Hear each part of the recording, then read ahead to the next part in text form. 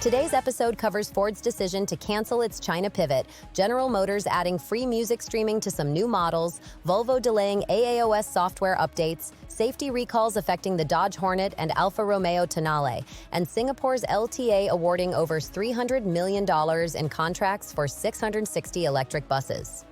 Welcome back to Autonews Daily. I'm Leah Morgan. Let's dive into today's headlines. Ford plans to cancel its China pivot strategy. The automaker's decision to abandon or roll back a previously announced strategic shift in China highlights the difficulty global manufacturers face when trying to find the right approach in one of the world's largest and most competitive vehicle markets.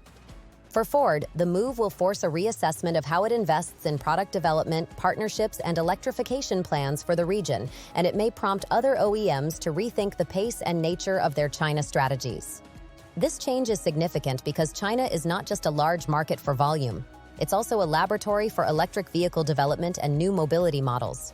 A pivot that didn't deliver expected results suggests the competitive dynamics on the ground, from local EV makers to consumer preferences and government policy, remain complex and fast-moving. For suppliers, investors, and competitors, Ford's reversal raises questions about the durability of Western brand strategies in China and whether more tailored local partnerships or different product mixes will be required going forward. The impact won't be instantaneous, but expect follow-on moves as Ford refines its regional organization, product cadence, and capital allocation to align with a more realistic China playbook. Shifting gears to in-car experience, General Motors will offer free music streaming in some new models, including upcoming Cadillac and Chevrolet models for model year 2025. This marks a clear effort by GM to enhance the built-in entertainment experience and differentiate its vehicles through integrated services rather than relying solely on hardware or third-party apps. Providing bundled streaming access can make the ownership experience simpler for drivers and can be a feature that resonates with buyers increasingly accustomed to content integration in other parts of their lives. The move also signals how automakers are using software and services to build direct relationships with customers. Free streaming can be a loss leader or a long-term engagement tool. It adds perceived value right out of the gate, and it opens avenues for upsells, personalization, and data-driven features. For competitors, it raises the bar for standard equipment and connectivity packages, pushing others to consider similar offers or alternative services such as on-demand content, exclusive partnerships, or deeper integrations with cloud platforms.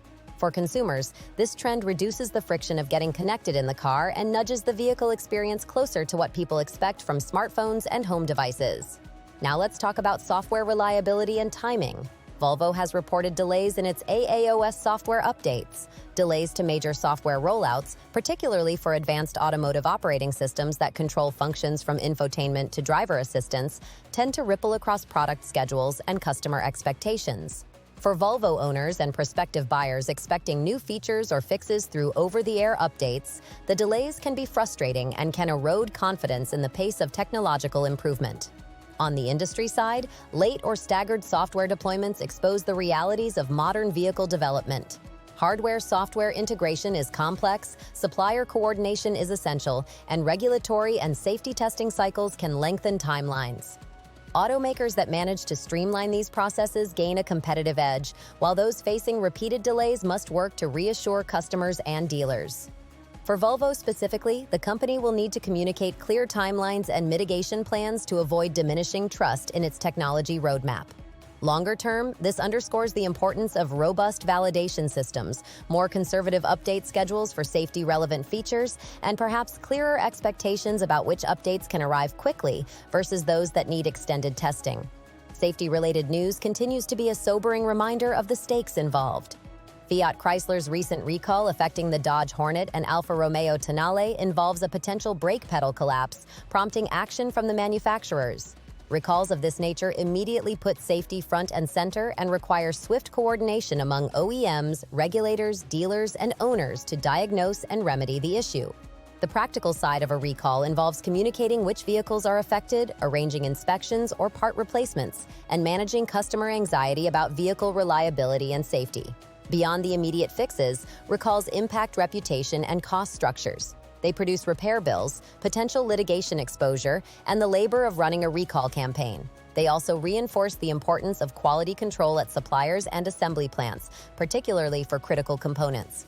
For consumers, the takeaway is to stay alert to manufacturer communications and to ensure recall remedies are carried out promptly. For the automotive industry, each recall encourages more rigorous validation and a review of supplier channels to prevent similar failures in future models. If you enjoy this show, please like and subscribe. It helps us keep bringing the news to you every day. Finally, we close with a major public transport electrification move out of Singapore. The Land Transport Authority has awarded over $300 million in contracts for 6 and 60 electric buses, including vehicles from BYD. That is a substantial public investment and a clear signal of commitment to accelerating the electrification of mass transit. Shifting a large portion of a city-state's bus fleet to electric vehicles has wide-ranging implications. It reduces local emissions, reshapes depot and charging infrastructure needs, and alters procurement and operational planning for public transit agencies.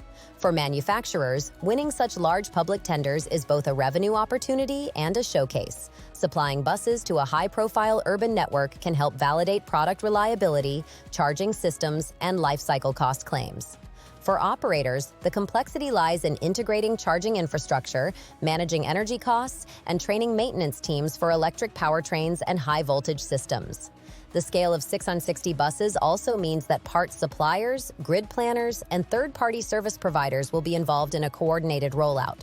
From a policy perspective, this investment supports broader decarbonization targets and sets an example for other cities considering similar fleet upgrades. That wraps up today's main stories. Thank you and see you tomorrow.